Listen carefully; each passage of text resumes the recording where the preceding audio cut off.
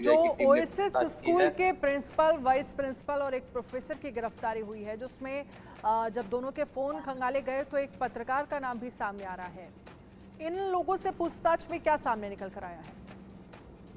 जी बिल्कुल, देखिए तीनों को कल हजारीबाग से देर रात पटना सीबीआई की टीम लेके आई थी, जिसमें कि ओएसिस स्कूल का प्रिंसिपल, वाइस प्रिंसिपल जो कि उस दिन सेंटर सुपरिटेंडेंट भी था जब एग्जाम लीड की हो रही थी उस दौरान, और एक पत्रकार, उनकी भी गिरफ्तारी हुई। तीनों को लेकर सीबीआई की टीम कल पटना पहुंची थी देर रात, और आज सुबह इन तीनों से पूछताछ शुरू की गई। और जो इनसे ये भी जानने की कोशिश की, क्वेश्चन पेपर जब इन्होंने निकाला तो किन कहाँ पे इन्होंने किस सॉल्वर गैंग को दिया, तमाम चीज़ों, और साथ ही साथ जो संजीव मुखिया है, जो अब तक कहा जा रहा है कि इस पूरे मामले का मास्टरमाइंड है, उसके बारे में कहा जा रहा है कि वो नेपाल जो है भाग गया है, फरार हो गया है। इसको लेकर भी सीबीआई की टीम जो है पूछताछ कर रही है कि तमाम जो कैसे कुछ क्वेश्चन मिला। इसके अलावा 13 जो उन लोग जो इसमें कुछ स्टूडेंट्स भी शामिल हैं, उनसे भी सीबीआई की ने पूछताछ की है कि आखिर ये question paper with answer sheet उन्हें कहाँ से मिला, किसके द्वारा मिला, इसके लिए उन्होंने क्या कितनी रकम दी, किनको दी।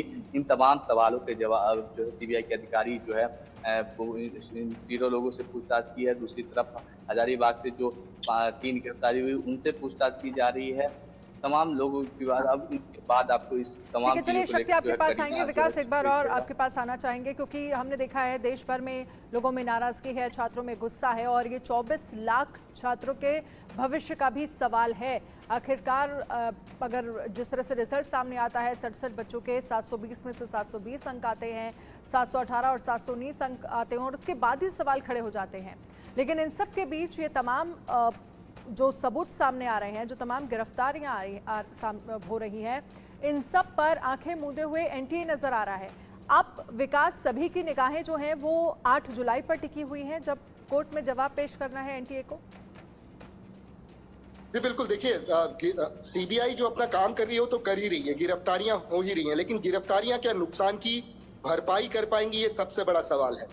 सीबीआई सिर्फ जांच खत्म करेगी, लेकिन जो एनटीए से भरोसा उठ चुका है आम छात्र का, जो पारदर्शिता की उम्मीद एनटीए से की जा रही थी, जिस विश्वसनीयता की उम्मीद एनटीए से की जा रही थी, उसको कहीं न कहीं धक्का पहुंचा है, उसको कहीं न कहीं चोट लगी है।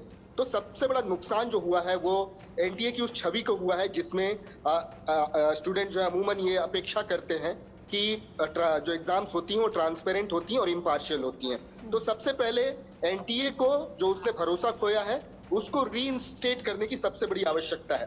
सीबीआई की जांच इसकी भरपाई नहीं कर पाएगी। सीबीआई की जांच सिर्फ जो एक्यूज्ड है, जो दोषी है, उनको गिरफ्तार करेगी, उनको सजा दिलवाएगी, लेकिन समूचे सिस्टम में जो ट्रांसपेरेंसी आनी चाहिए थी, जो दिखनी चाहिए, उसका जिम्मा अब एनटीए पर है। जो जवाब फाइल करते हैं इस मामले में, उस पर सबकी निगाहें टिकी रहेंगी कि वो अपने पक्ष में क्या कहते हैं, किस तरीके से दोबारा से भरोसा बिल्कुल जीतने की विकास, आप कोशिश सही है। कह रहे हैं कि सीबीआई इस पूरे मामले को लेकर जांच कर रही है, जांच आगे बढ़ेगी, दोषियों को हो सकता है सजा भी मिल जाए, लेकिन क्या इसकी भरपाई, जो नुकसान, जो लॉस हुआ है छात्रों का, 1 साल 2 साल, किसी का तो लास्ट अटेम्प्ट था, तो क्या ये भरपाई कर सकता है, ये कार्रवाई भरपाई कर सकती है? शायद नहीं कर सकती। और आप सोचिए, अंदाज़ा लगाइए कि जो बच्चे इस तरह के एग्ज़ाम की तैयारियां करते हैं, प्रिपरेशन करते हैं, सालों साल लग जाते हैं, पूरी फैमिली का इन्वॉल्वमेंट होता है, और सिर्फ एक एग्ज़ाम के लिए पूरा भविष्य जो है वो टिका होता है, और उसमें अगर इस तरह का स्कैम हो रहा है तो जाहिर सी बात है जवाबदेही ज़रूर तय होनी चाहिए। हमारे साथ जयपुर से प्रशांत भी जुड़ गए हैं। प्रशांत, झालावाड़ वो जगह है जहां पर मेडिकल कॉलेज के कई ऐसे स्टूडेंट जो जगह जगह डमी कैंडिडेट के तौर पर एग्जाम देने के लिए पहुंचे, ये अलग ही कह सकते हैं कि स्कैम का, धांधली का एक नेक्स्ट लेवल जो है वो यहां से निकलकर सामने आया। जी बिल्कुल, देखिए जब से परीक्षा आयोजित की गई नीट की, उसके ही कुछ दिनों बाद से, जो कहे कि या कहे दूसरे दिन से ही इसमें रिट की जो परीक्षा है उसमें धांधली की बात निकलकर सामने आई थी। पहले पेपर लीक जैसे मामले निकलकर सामने आए। अब अगर राजस्थान की मुख्यतः बात करें तो राजस्थान के कई जिले से, फिर अगर जोधपुर की बात कर ले या हाल ही में अब झालावाड़ की बात कर ले, तो डमी कैंडिडेट्स की जो है खबरें निकलकर सामने आ रही है। इससे पहले जोधपुर में भी एक हुक्माराम नामक व्यक्ति है जो प्रयागराज में एक सुप्रसिद्ध डॉक्टर के बेटे की जगह पर डमी कैंडिडेट बनकर जो है उसने परीक्षा देने वहां पर बैठा था।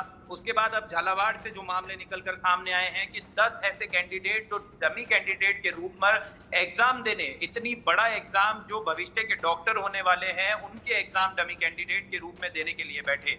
हालांकि जब से परीक्षा हुई जो कहे कि जब परीक्षा आयोजित की गई उसके कुछ दिनों बाद ही दिल्ली पुलिस ने इन बच्चों के बारे में झालावाड़ मेडिकल कॉलेज से जानकारी प्राप्त की और इन सभी को जो है वहां पर अरेस्ट भी किया गया। मगर अब ये सभी जो डमी कैंडिडेट्स हैं इनको जो है जमानत पर छोड़ दिया गया है, मगर 2 विद्यार्थी कहे वो डमी कैंडिडेट से भी पूछताछ की जा रही है, किसके कहने पर वो एग्जाम देने के लिए पहुंचे। ऐसे तमाम सवाल हैं जिनका अब जांच जो है वो सीबीआई की तरफ से की जा रही है। जांच तेजी से हो रही है। अब इंतजार है 8 जुलाई का। 8 जुलाई को कोर्ट की तरफ से आखिरकार क्या फैसला लिया जाता है।